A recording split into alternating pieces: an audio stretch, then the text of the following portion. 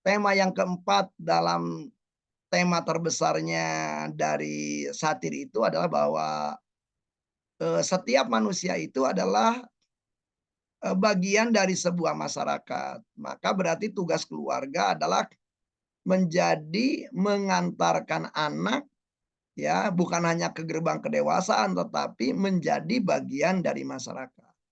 Nah, dalam kasus itu berarti ada orang yang melihat masyarakat itu sebagai hierarkis, ada yang melihat masyarakat itu dalam pandangan tumbuh gitu.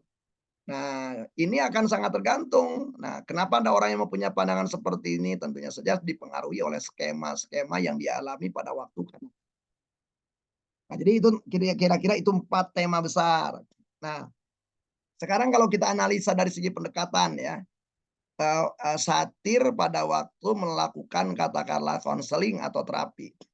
Pada dasarnya dia kalau kita lihat dari teknik yang paling banyak dipakai oleh satir ya, kalau kita bicara teknik, pertama adalah Gestalt, ya kayaknya itu Gestalt terapi itu menjadi akan kita baca lah kalau kita baca buku-bukunya satir itu, terbaca betul bahwa Gestalt terapi dari Fritz Perls itu sangat mempengaruhi satir. Sehingga nggak ada misalnya hampir beberapa kalau saya membaca bukunya gitu ya, karya-karya dia, video-video dia, Gestalt terapi itu menjadi dominan. Yang kedua adalah psikodrama. Jadi bagi teman-teman yang belajar psikodrama, ya otomatis gitu, karena banyak ide-ide seperti tadi komunikasi yang inkongruen. Ngeceknya gimana? Gimana kita ngasih feedback kepada klien? Nah, bagi kita yang udah belajar psikodrama, relatif mudah untuk itu. Dan seringkali,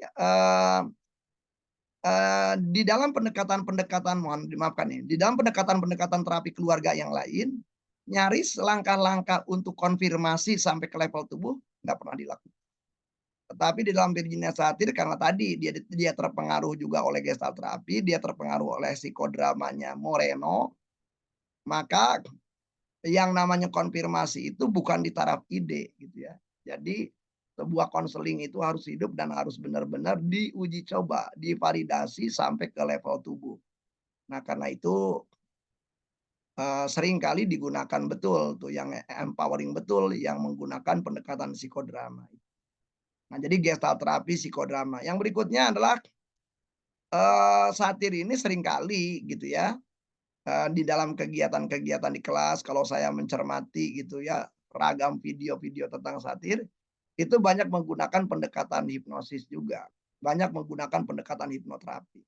Sehingga dia banyak menggunakan guide imagery, banyak menggunakan juga pilihan kalimat-kalimat yang sifatnya powerful, ya tentunya saja itu adalah berangkat dari prinsip-prinsip sugesti dari hipnoterapi. Dan perlu diketahui juga bahwa Virginia Satir ini kan adalah di dalam Mental Research Institute itu barengan tuh dengan Milton Erickson, yang Milton Erickson ini juga tokoh yang merupakan adalah bapaknya hipnoterapi modern.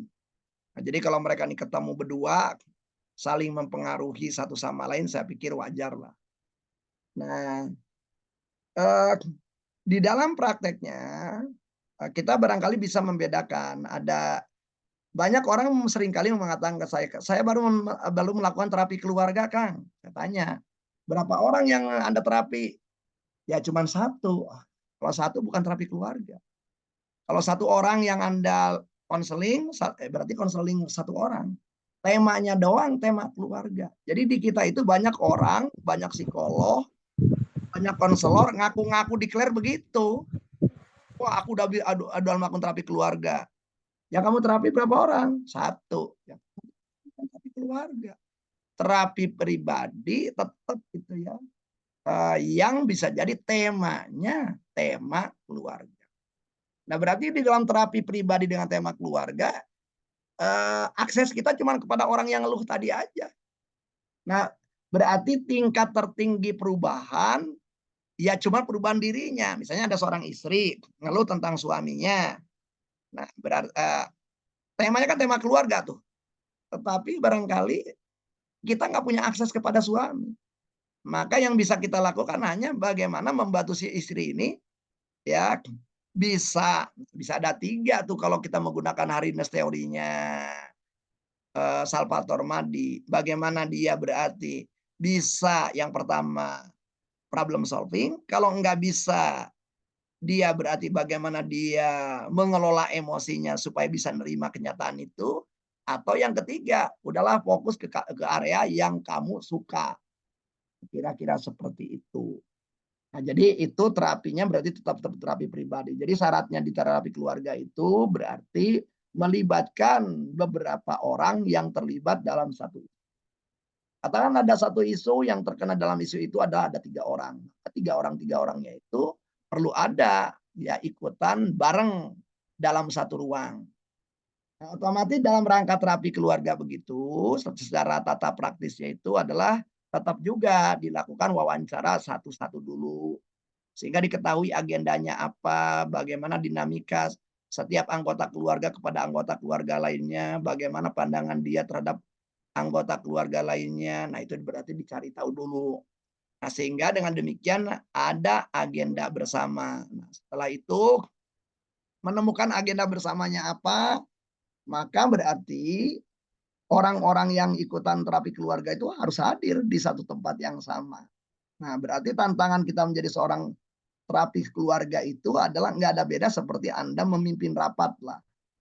Ya, jadi Anda juga berarti perlu mengatur cara bicara, mengatur pertama aturan main, kemudian mengatur ritme, mengatur agenda, dan otomatis keterampilan-keterampilan yang kita perlu miliki ya macam-macam.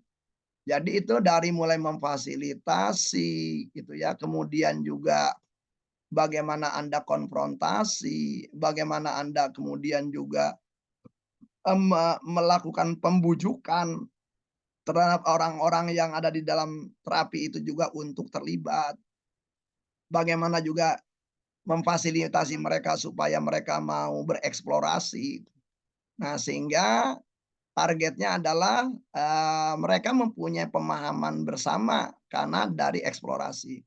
Jadi kalau misalnya saja ada seorang anak gitu mengatakan, "Aku nggak suka, karena ayah seringkali menuduhku." Nah, itu dikonfirmasi gitu.